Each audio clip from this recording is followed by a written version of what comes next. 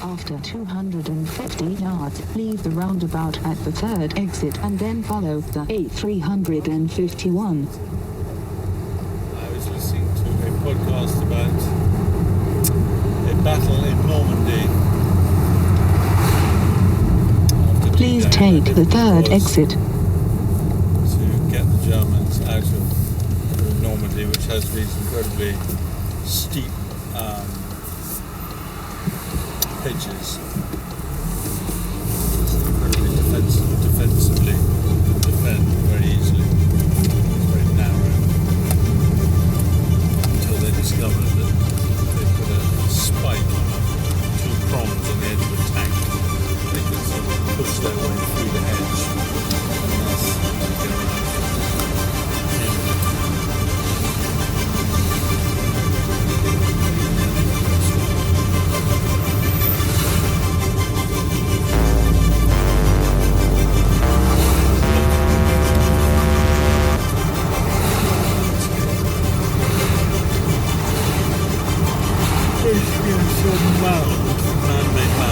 After 250 yards, leave the roundabout at the first exit.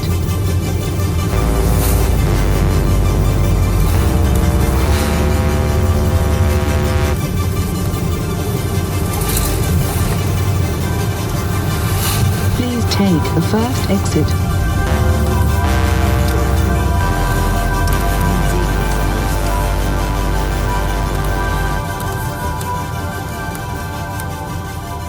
After 100 yards, leave the roundabout at the second exit. You just heard the first 2 minutes or so of Dog FM.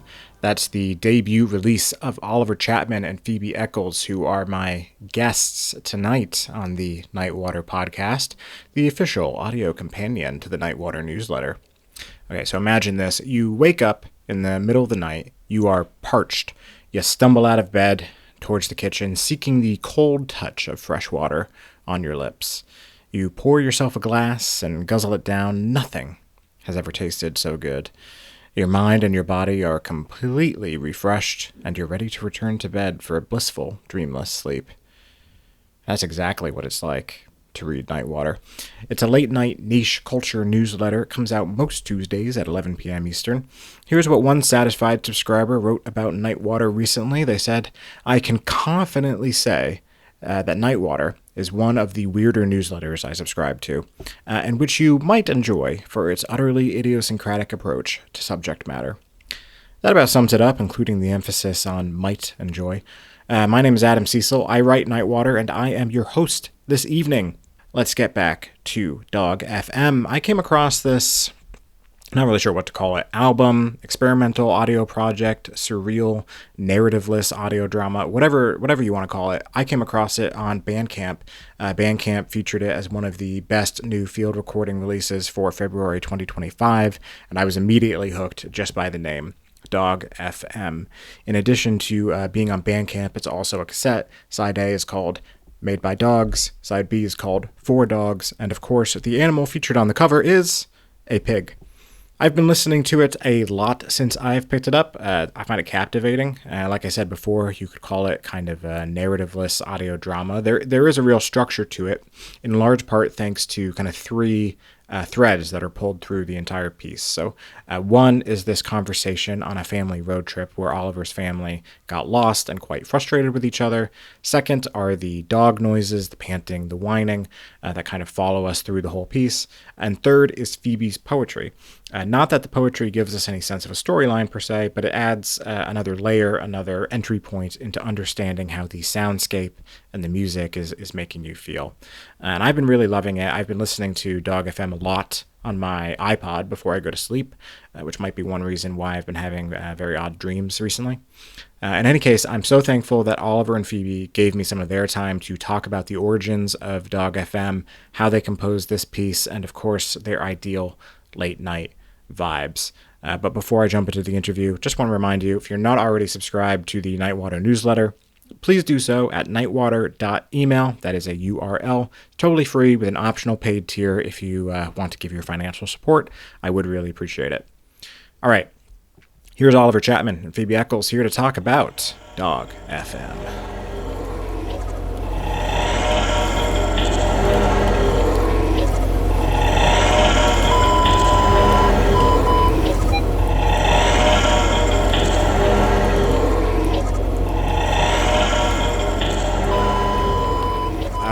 Oliver and Phoebe, thank you so much for joining the Nightwater podcast. I would love, could you just both of you just describe yourselves and your art so far? Well, we actually had a conversation about this question, and we thought we would is it okay if we describe each other and then describe our own art? Oh yeah, I love that. Phoebe, can you describe me first? Oh, I was going to tell you to describe me first. Ollie is my lovely friend. He's pretty tall. He's an interesting person. He's very funny, and he's been making art, or specifically music, for all the years that I've known him, but through sort of different sorry, this is going into your you're treading into my art. Just back to Ollie. Yeah, he's great fun, and he's very wise as well, so. Yeah. Well, I'd say Phoebe, you've got a lot of wisdom. I was gonna say hidden wisdom, but it's not that hidden. I think you share it quite freely. On the surface, hopefully. You're good company. You're also very funny. Oh. And a good friend. And I think a wonderful creative as well. Shall I describe my art first? Yeah. I've made loads of stuff over the years. I've made work since I was a teenager, but I think my kind of favourite type of work is always that I've made is always a kind of combination of sincerity and irreverence, kind of playful and surreal, I would say. So often combining those things in one way or another through different forms, but yeah, often has those qualities. I'd say that I write poetry, and I've been doing that for a few years, although maybe it's only been published a bit more in the recent last couple years. And I guess my poetry is, I don't really know how to describe it. I guess sometimes I'm using the lyric voice, but I'm also sort of interested in the sort of more experimental or strange side, although I feel like most poetry kind of veers into that, even when it's not trying to. So I'm curious, just the process of putting together Dog FM. So you guys have been friends for a while. How did you meet, and how did you just decide to collaborate on something together? How did we meet? Do you want to tell that story, Phoebe? It's not a particularly exciting one. We were saying before, it's sort of through people we were dating. So I was dating someone, and then met Ollie through that group of friends, and then I became very good friends with someone that Ollie was dating and is still very good friends with, and who I'm still very good friends with. So I think through these links, we've known each other for a while, but I'd say we sort of became closer friends over the last year or so. Yeah, I've always really had a great time hanging out, but we never quite gotten closer until this year. Yeah. And then I think I always really loved Phoebe's work, and when I got into field recording, which was quite new to me, only about a year and a half ago, I was looking for a collaborator, and I thought Phoebe would be ideal. Both to become better friends with her, of course, but also because I really liked her work. Yeah, so that's how it started. So what was the genesis of this project in particular, Dog FM? How did you come to this idea? I would say we kind of stumbled across it blindly, and like I said, I got into field recording music kind of almost accidentally. Somebody recommended me an ambient album. It was actually a soundtrack from a film, and I got really into that. It was a Bug's Life, the ambient sounds of a Bug's Life. And then I also discovered one of my colleagues was field recording royalty.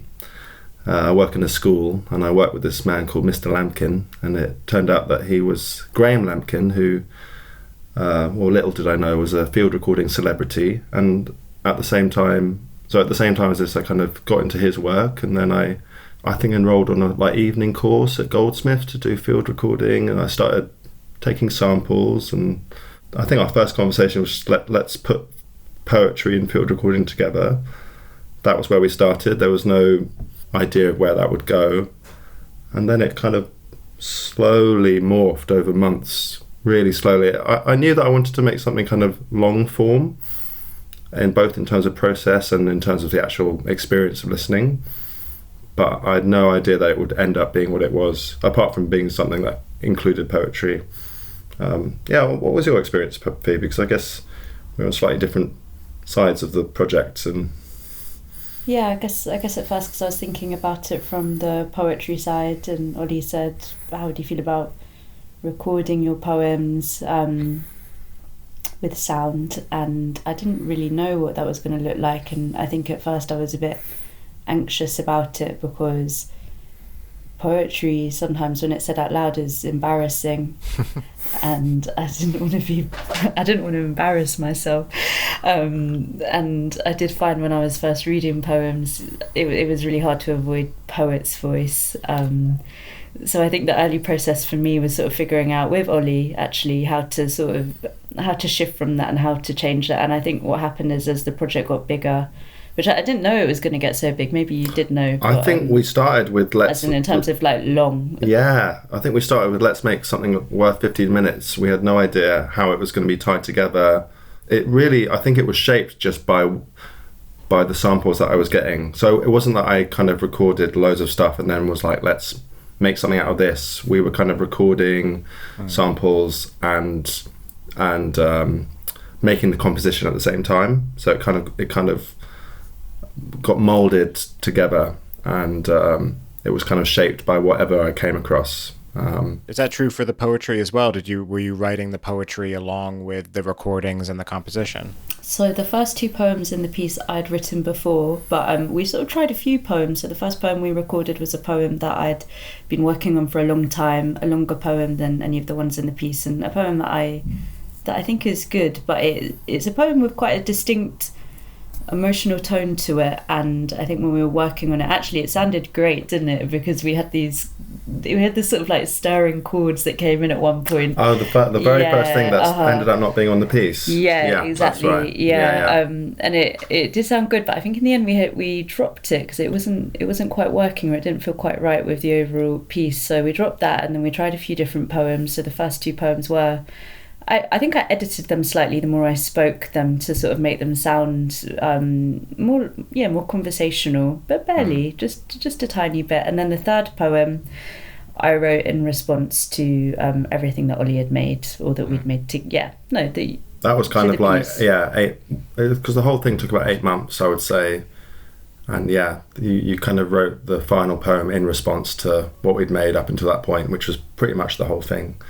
But I would say the process was, certainly starting very blindly, and over time it took shape. And I think it really took shape when I happened to get those recordings of my family and the dog in the car, and that's when it kind of, and that was a pure accident that I got that captured that moment. I really wasn't aware of that conversation going on when I was recording it. I was just recording the dog. It has reception. He can open live locations.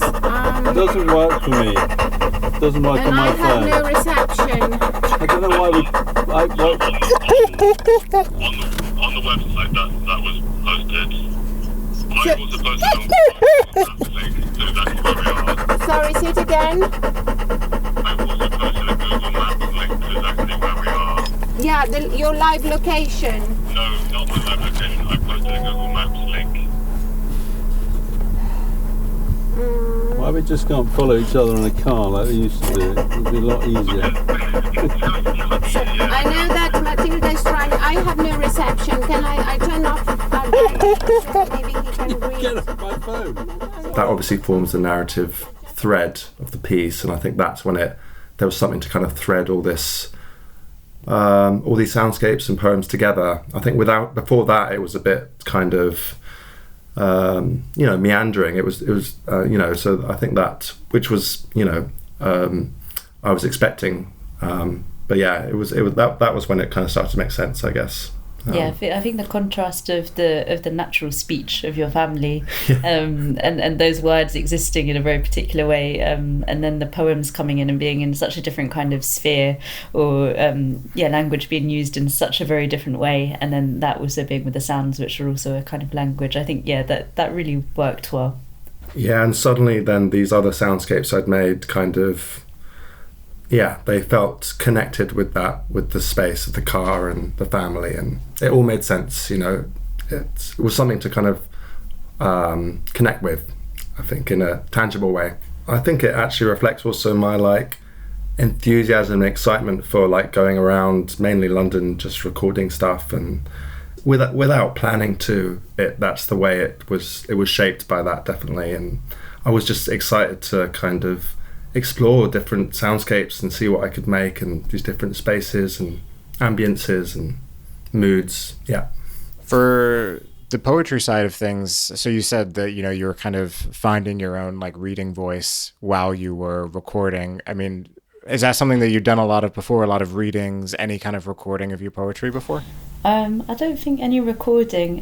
Quite a few years ago I was doing spoken word, but I didn't really, I guess I was trying to be a stand-up comedian, but I was rhyming, and it's quite easy to make people laugh. You were funny, yeah, definitely. Right, I mean, still are, but then when I tried to do business is maybe it was. I remember your early performances being fun. They're laughing a lot. I was like, don't waste people's time on stage if you're not going to make them laugh. But but then when I tried to do stand-up without rhyming, it didn't work. It went wrong. So then I thought, I'm no longer going to make jokes. I'm just going to write serious experimental poetry. It's going to be hard to listen to, but I like listening to poetry. I really like going to readings. Well, I should probably go more, but whenever I go and I hear a great poet, I went to one just last week and I was like, this poetry is amazing, and to listen to it is a different experience, and it can be really lovely. But no, I'd never recorded my poetry before, and I think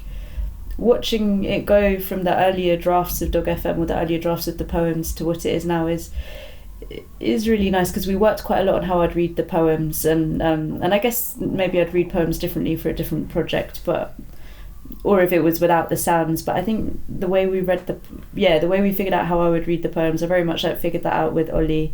It was quite a specific process. It felt like, and it wasn't immediately obvious how to do that in a way that worked. And I think we ended up being quite conversational, and I think somebody used the word unambitious, which I think is a nice way of putting it. Like it didn't add too much. I think poetry voice can sometimes feel like it's adding more weight and meaning than it needs to, and I think your delivery is really natural, certainly to your voice, and I think the poem doesn't want to sound too sure of itself, because it isn't sure of itself, and you don't, I don't know what the poems mean, and I don't want to sound like I know what the poems mean. I think they want to be in this space that is uncertain and is sort of clambering along with the other noises. So also, at one point we were like, we wanted to turn my voice down, because we didn't want it to be like, here, now listen to this word. It wanted to be something that you could, because when you're listening to poetry, you're not following completely, you're sometimes drifting in and out as well. And the sound is important, isn't it? Just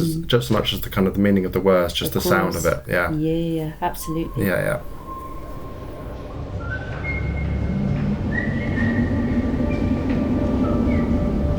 When the moon exploded, only a tiny chunk of it landed on the earth.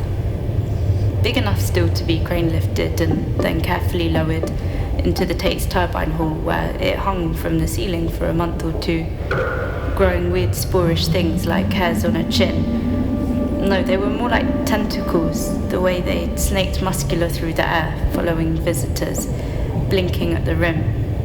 You could actually feed these things, they would take whatever you gave them. I didn't get to see the exhibition. My days were busy with shifts at the cafe. The quiet winter hours were perfect for deep cleaning the toilets. The walls had turned streaky grey by the hand dryer. I admit I was ashamed associating as I did hospitality with oversharing. Some years ago, and this has always haunted me, I held the hands of a politician over the counter, and we had sobbed at our respective losses. Yeah, I mean, I love that approach. I mean, because also there's a real intimacy to that, to the way that you read it, and also the way that it's all kind of wrapped up in the soundscape as well, which is really interesting to me.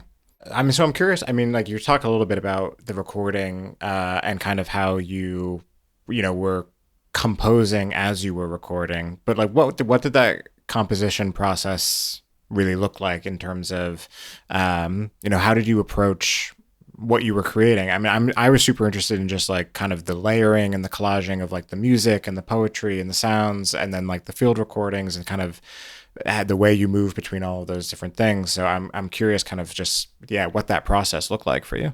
The piece is kind of made up of all these different scenes, and they feel quite distinct from each other. And they're kind of glued together by, returning to the car and the dog and the family. But in amongst that, I guess at first they were quite disparate pieces that I'd made. It was a really slow process. I think it's even hard to kind of recall exactly how it went, but it just felt like slowly sculpting something. I guess with anything like that, it's that abstract, especially starting is the hardest point, and just finding something that you connect with. Yeah, I guess it was just a case of lots of trial and error, and I guess it's, again, when you're working with something that abstract, a lot of it's quite instinctual, which is why I really enjoyed it. My background in music is songwriting, so I was doing something completely new, and I think instead of thinking about the structure of a song, I was kind of thinking about the overall arc in terms of your kind of experience of listening to these kind of mini scenes or the overall piece altogether. And I guess I was thinking about stuff in terms of like space, in terms of how airy or dense it was, light and dark, how things were contrasted with each other from scene to scene, or even within the same scene. I only could can conceptualize it retrospectively. At the time, it's really based on just the feel for the piece, and I think that meant taking a lot of time in between making. So maybe making intensely for like 2 or 3 weeks, then not touching it for a month or two, and because you kind of need to walk away from it, because it does end up just sounding like a soupy mess after a while. From my side, it seemed like you were really collecting sounds as well. Like you would be like, "Oh, I've just been throwing some chairs across a hall, and that is making quite an interesting noise. So that's nice." Or it'd be like, "Can hear some water. That seems." Or he'd be like, "I'm really into bells at the moment." So it felt like Ollie was just like going around, like finding weird noises or making weird noises, and that was kind of fun. Yeah, I mean, from my perspective, I will say that. I never really got too stuck. Like, it always felt really fun, and like I took breaks, but I think I was so kind of enthusiastic about the whole thing, and that it never felt like I hit a dead end, which was you don't always get that when you're making something. So was there a lot that ended up on the cutting room floor, or did you, tough to judge because you're collecting so many sounds? Oh, definitely. I mean, I think I ended up sampling about 50 hours worth of material. Like, and it's funny when I was making stuff, I was like, I would kind of recall sounds that I'd recorded and be like, I was like, oh, I need that sound, and I would just kind of recall this, different samples and be able to kind of pick it out. But it's the kind of process that as you're making it, things become clear to you. But what often happened is when I was recording, I would often think, oh, this would be great in the composition, and then when I got to it didn't feel that great. And then often the recordings I wasn't that enthused by, there was just something about it that felt right in the composition. And the dog recordings with my family being a good example, I didn't really understand at the time that they would make interesting recordings. So yeah, it was often like listening back where you're like, oh wow, I didn't realize that's what I was capturing, and that was cool. Now that Dog FM is out there, I mean, how are you feeling about maybe retrospectively the whole project, and also the way that people have responded to it so far? Is there anything that surprised you about that? I think I'm surprised that the people have been listening to it. Really. I was saying to Ollie, dog music is in. I'm surprised that we're even doing this right now. Yeah, it felt like quite a niche project, and I was complaining to Ollie. I was like, when I write, but no one reads my poetry pamphlet, but with this, people are listening, and it's really nice though as well. And I think our launch of it, because we did a launch, and I think that. I think we surprised ourselves because it felt like such a show. Well, Ollie did lights and I read the poems live. I did a little dance. Ollie did a dance wearing a dog mask, and there was a smoke machine. So I think that felt like it felt really like we'd created a show, but we hadn't rehearsed or anything. But that, I don't know, I think that felt like a kind of exciting experience and also like to have everyone be listening to it all in the same room. I think I've realised like just how weird it is. Like, you normalise something when you work on it for hours and months. But I think a lot of the response has been, that it sounds kind of bizarre and like otherworldly, and I think a review said cryptic, which I think are all fair descriptions. And yeah, it's a strange piece. Yeah, but it also makes sense that it's got enough to kind of connect with in a kind of more concrete way, like Phoebe's poems, the speech. Also just like I kind of now kind of see it as a whole world that we've created, especially when we listen to it really loud in a room with other people. I guess, again, I was like really focused on small details for so long of it that I didn't really see the whole until we've had a bit of space from it and that it's been out in the world. And yeah, it's been an experience. So I really thought we would just release it into a quiet corner of Bandcamp and that would be that. But yeah, it's done better than expected, which is nice. I have one non-Dog FM related question for you guys. What is your ideal late night vibe? Whoa. Ooh. Vibe. Late night You're vibe. gonna have to go first, Ollie. I'm a morning person. You're a morning person. I've got early starts in my day job, so I'll probably be off to bed after this, but I like quite a late night where this is going to be a boring answer because it doesn't involve a party or anything, but there was one time in my life where I was getting lots of writing and reading done and I was totally nocturnal, but I think I was somewhere where I had no friends, so there was no reason to. I can't remember exactly where, but there was about 2 weeks where I was nocturnal for a while and it was nice. Everything felt very emotional, so I think my ideal late night will be I'm feeling a bit lonely, I've just read like something really good, maybe I'm listening to some kind of ballad. You're at home? Yeah, but maybe my head's out the window, sniffing in that yeah, nice new moon.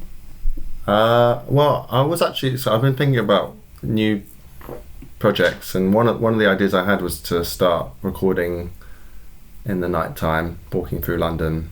So maybe I do like a late night walk, especially through London. You go to bed quite late as well. I also go to bed quite late. You're often out and about in the night time.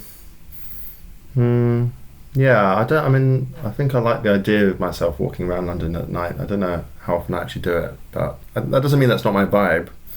A late night cycle for a late night cycle is good as well. Oh, love a late night cycle. Yeah, we can agree on that. Yeah, zipping through those quiet roads. Yeah. Lovely. Yeah, especially that's it. Now it's summer-ish. No gloves. No hands. Yeah, no hands, no gloves. Yeah, that's it. Oh, I love that. Well, that's perfect. Well, thank you both for coming on to the podcast. Really appreciate it. And so obviously Dog FM is on Bandcamp, but where can people find you, keep up with you, and your future projects? Oof. I've got an Instagram. Yeah, I'm on Instagram as well. I guess type in our names on Instagram at the minute. We hate Instagram. Oh, well, I don't know about you. Sorry? I hate Instagram. Do you hate Instagram? I love Instagram. I'm new to it. I only got it last year, so I'm using it like it's 2010. You're fresh. Yeah, I'm fresh. So yeah, follow me for fresh content. Yeah, DM me. Yeah.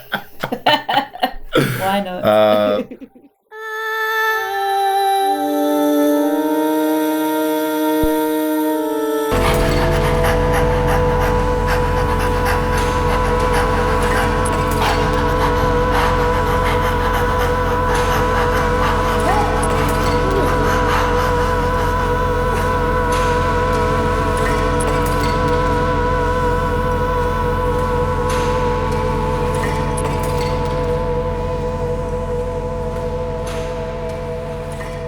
Thank you, Oliver and Phoebe, for joining me this evening on the Nightwater podcast. If you want to listen to Dog FM, the whole dang thing, you can find it on Bandcamp. Just head to penultimatepress.bandcamp.com.